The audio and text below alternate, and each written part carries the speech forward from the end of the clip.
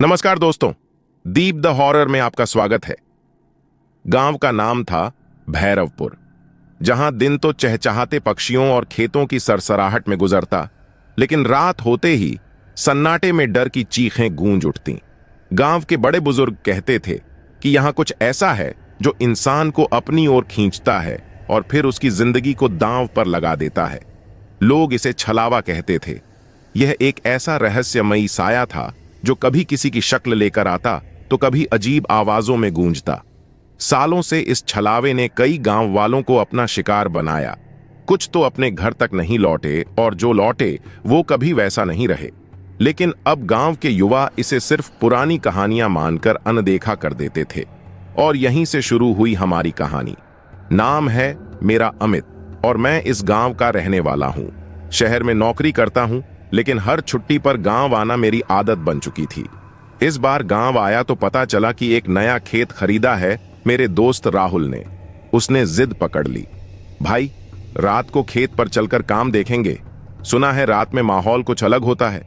मैंने थोड़ा मना किया, लेकिन राहुल की बातों में एक अजीब जोश था। साथ में हमारे तीसरे दोस्त सुमित ने भी हामी भर दी।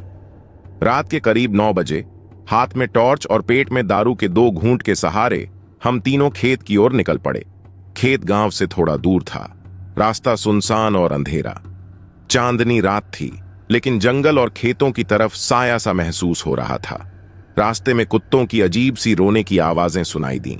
राहुल हंसते हुए बोला, अरे ये छलावे के डर से रो रहे हैं। सुमित ने भी ठहाका लगाया, लेकिन मेरे दिल में कुछ चुभ रहा था। खेत पहुंचे तो वहां की हवा अजीब सी लग रही थी, जैसे किसी की नजरें हमें घूर रही हों। राहुल ने मजाक में कहा, अमित डर तो नहीं लग रहा? मैंने कहा, डर कैसा, पर यह जगह ठीक नहीं लग रही, चलो जल्दी काम खत्म करो। तभी अचानक हमें खेत के बीचों बीच किसी की परछाई नजर आई। वो परछाई धीरे धीरे हमारी तरफ बढ़ रही थी। हमने आवाज लगाई, कौन है? लेकिन जवाब नहीं मिला। राहुल ने टॉर्च की रोशनी मारी और जो हमने देखा उसने हमारी रूह कंपा दी। उसका चेहरा इंसानों जैसा नहीं था। आंखें काली और खाली थीं और वो बिना किसी आवाज के हिल रहा था। सुमित चिल्लाया, भागो यहां से! लेकिन हमारे पैर जैसे जमीन से चिपक गए। अगले ही पल वो साया गायब हो गया। हमें लगा कि हमने कोई भ्रम देखा है, लेकिन तभी खेत के चारों तरफ से अजीब अजीब आवाजें आने लगीं।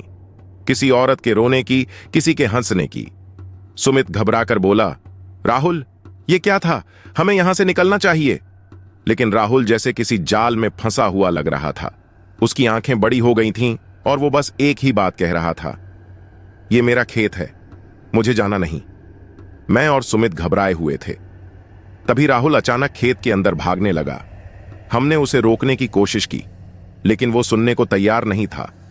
राहुल की चीखों के साथ खेत और डरावना लगने लगा और तभी हमें एहसास हुआ कि हम अब खेत से बाहर जाने का रास्ता भूल चुके हैं। हम घबराए हुए राहुल के पीछे भागे, उसका नाम पुकारा, राहुल रुक जा, ये क्या कर रहा है? लेकिन उसने एक बार भी मुड़कर नहीं देखा। उसकी चाल तेज होती गई और ऐसा लगा मानो वो किसी अनदेखी ताकत के इशारों पर चल रहा हो। खेत के बीचों बीच एक पुराना पेड़ था। राहुल सीधे उसकी ओर बढ़ा। पेड़ के चारों तरफ अजीब सी धुंध थी जो पहले हमने नहीं देखी थी। वहां पहुंचते ही राहुल रुक गया और एकदम शांत खड़ा हो गया, जैसे किसी ट्रांस में हो। उसकी पीठ हमारी तरफ थी। राहुल सुन, यहां से चलो। मैंने हाथ बढ़ाकर उसे छूने की कोशिश की, लेकिन जैसे ही उसके कंधे को पकड़ा, एक ठंडी और झंझनाती लहर मेरे शरीर में दौड़ गई। राहुल धीरे धीरे पलटा। उसका चेहरा अब इंसानी नहीं था। आंखों में अजीब सा चमकता हुआ खालीपन, होंठों पर एक डरावनी मुस्कान। उसने गहरे और बेपरवाह लहजे में कहा, तुम्हें डर क्यों लग रहा है अमित? ये सब तो तुम्हारे ही गांव का हिस्सा है। मेरे पैर पीछे हट गए। सुमित जोर से चिल्लाया, ये राहुल नहीं है, भागो अमित! लेकिन इससे पहले कि हम कुछ कर पाते, पेड़ के पीछे से एक और साया निकला।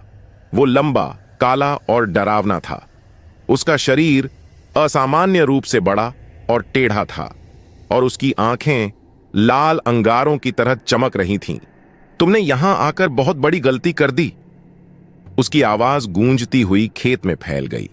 सुमित मेरे पास आकर फुसफुसाया, ये छलावा है।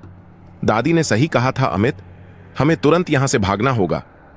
मैंने राहुल का हाथ खींचने की कोशिश की, लेकिन उसका शरीर इतना भारी हो चुका था कि हिलाना नामुमकिन था।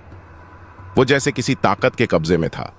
सुमित ने मेरे हाथ को झटकते हुए कहा, छोड़ उसे, अगर हम और देर करेंगे तो हम भी।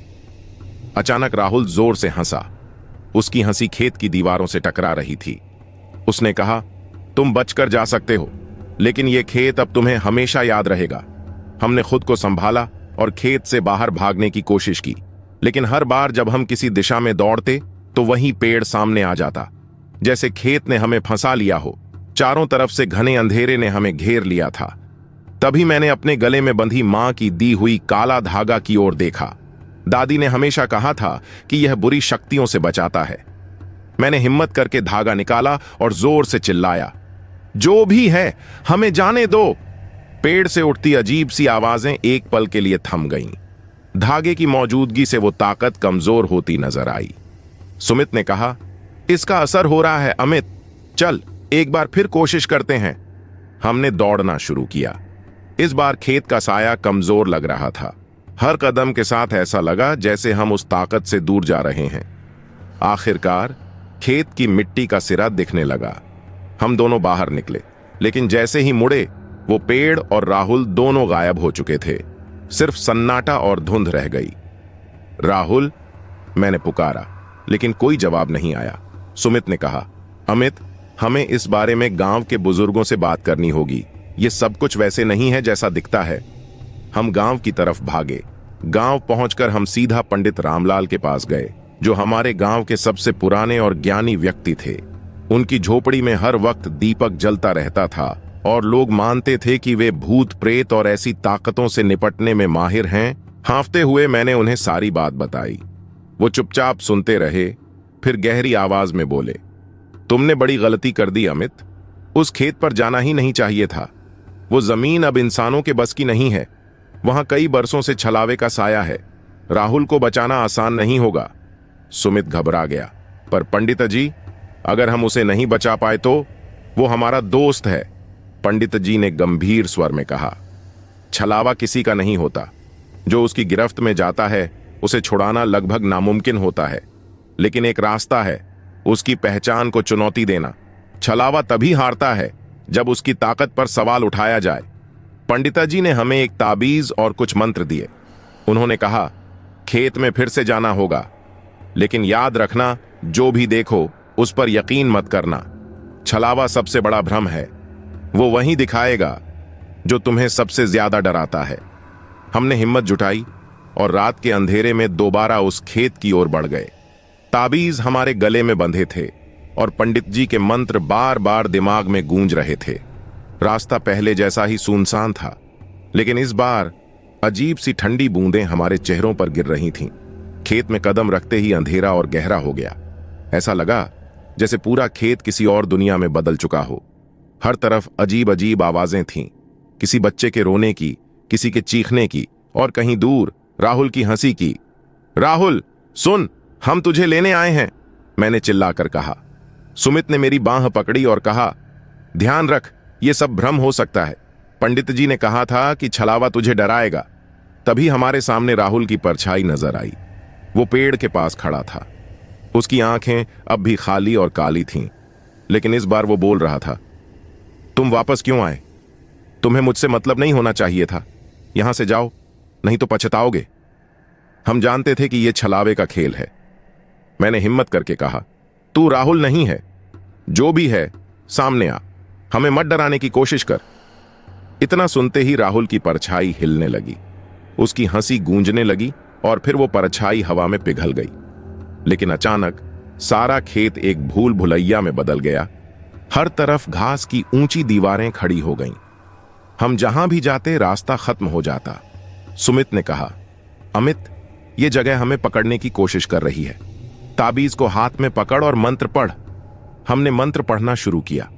दीवारें हिलने लगीं और अचानक हमारे सामने राहुल घुटनों के बल बैठा नजर आया। इस बार उसकी हालत पहले जैसी नहीं थी। वो रो रहा था, जैसे मदद की गुहार लगा रहा हो। अमित, मुझे यहां से निकालो, मैं फंस गया हूं। उसकी आवाज में दर्द था। सुमित ने मेरा कंधा पकड़ा और कहा, ध्यान से, यह सच हो भी सकता है और छलावा भी। मैंने राहुल की तरफ देखा और धीरे धीरे उसके पास गया, ताबीज को उसके माथे पर रखा और मंत्र पढ़ा।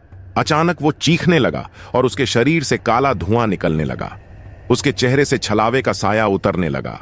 लेकिन तभी खेत की जमीन कांपने लगी। चारों तरफ से अजीब सी काली परछाइयां उठने लगीं। छलावे की असली ताकत अब हमारे सामने थी। जमीन के हिलने और काली परछाइयों के उठने से ऐसा लगा जैसे पूरा खेत हम पर टूट पड़ेगा। चारों ओर की घास की दीवारें अब जिंदा हो चुकी थीं, हर तरफ से हमें घेरने की कोशिश कर रही थीं। हमारे ताबीज की चमक कमजोर पड़ रही थी। राहुल अब अचेत होकर जमीन पर गिरा पड़ा था। उसकी सांसें हल्की हल्की चल रही थीं, लेकिन उसकी हालत नाजुक थी। सुमित घबरा कर बोला, अमित, जल्दी कुछ कर, ये ताकतें हमें जिंदा नहीं छोड़ेंगी। पंडित जी का दिया हुआ आखिरी मंत्र मेरे दिमाग में कौंधा। मैंने जोर से ताबीज को उठाकर कहा, जो भी ताकत है, हमसे टकराने की कोशिश मत कर। हमने ये लड़ाई अपने दोस्त के लिए चुनी है। अगर तुम्हें सच्चाई चाहिए तो सामने आओ। अचानक खेत के बीचों बीच से एक भयानक आवाज आई, गूंजती हुई और घुटी हुई। तुम इंसानों ने मेरी नींद तोड़ी है। इस जमीन पर अब तुम्हारा अधिकार नहीं। मैं वही हूं जो छलावे का सृजन करता है। एक विशाल काली आकृति हमारे सामने प्रकट हुई। उसकी ऊंचाई आसमान को छू रही थी और उसका शरीर धुएं और परछाइयों से बना था। उसकी आंखें अंगारे की तरह चमक रही थीं। उसने हमें घूरते हुए कहा, तुम्हारे ताबीज और मंत्र मेरे लिए कुछ नहीं। अगर यहां से जाना है तो अपने दोस्त को यहीं छोड़कर जाओ। सुमित ने गुस्से में कहा, हम राहुल को छोड़कर नहीं जाएंगे। तुम चाहे जितना डरा लो, हम तुम्हारे सामने खड़े रहेंगे। मैंने भी हिम्मत जुटाई और कहा, जो छलावा है उसे खत्म किया जा सकता है। अगर ये खेत तेरी ताकत है तो हमें भी हमारी हिम्मत पर भरोसा है। मैंने पंडित जी का दिया हुआ आखिरी मंत्र पढ़ना शुरू किया। जैसे ही मंत्र की ध्वनि गूंजी, वो काली आकृति तड़पने लगी। उसने चिल्लाते हुए कहा, नहीं, ये मंत्र उस ताकत को बुला रहा है जो मुझे बांध सकती है। मंत्र के असर से खेत की दीवारें गिरने लगीं, काली परछाइयां गायब होने लगीं। लेकिन आकृति ने आखिरी बार जोर लगाया और हवा में मंडराते हुए कहा, तुमने मुझे हराया नहीं है। मैं कहीं नहीं गया। ये खेत, ये गांव और तुम सब मेरे ही रहोगे।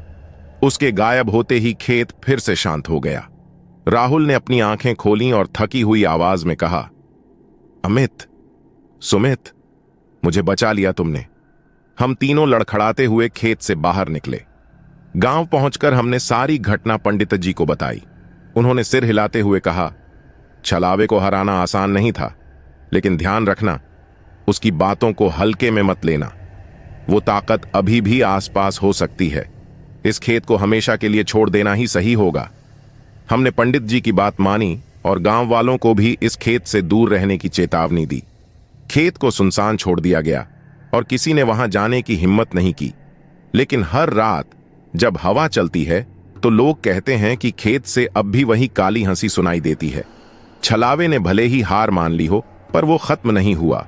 वो इंतजार कर रहा है किसी और की गलती का। कहानी अगर अच्छी लगी हो तो प्लीज वीडियो को लाइक और चैनल को सब्सक्राइब जरूर करें। मिलते हैं किसी और कहानी के साथ। तब तक के लिए बाय बाय। धन्यवाद।